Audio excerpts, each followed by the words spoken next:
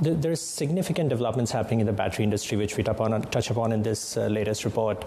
The most importantly, we believe we can see a sight of a consumer-led EV adoption to begin as battery prices are falling more rapidly than we earlier thought.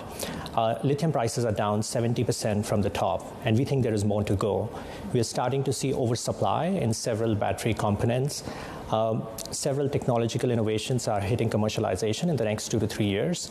Put this all together, we think battery price can fall to $99 per kilowatt hour at a pack level by 2025. That is a 40% decline versus 2022 levels. Implications are huge.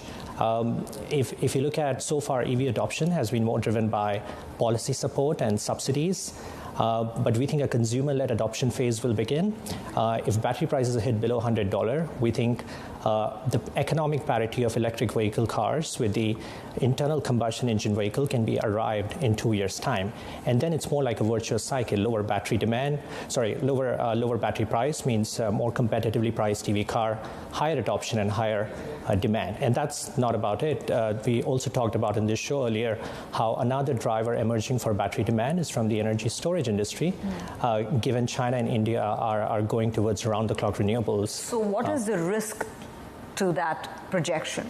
That by 2025, you will have competitive prices for EVs, competitive to traditional cars? Sure. There are two risks. Number one, if we are not right on our metal price view, 60% of the battery price is the raw material price. Are we going to have enough metals as we go through the electrification?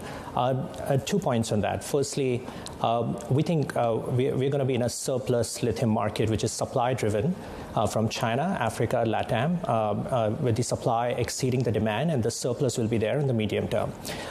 In the more longer term, we believe the newer technologies like direct lithium extraction, DLE, is taking off. It's more like a shale oil moment for the lithium industry, and we think that can extend the duration and the extent of surplus in the lithium industry.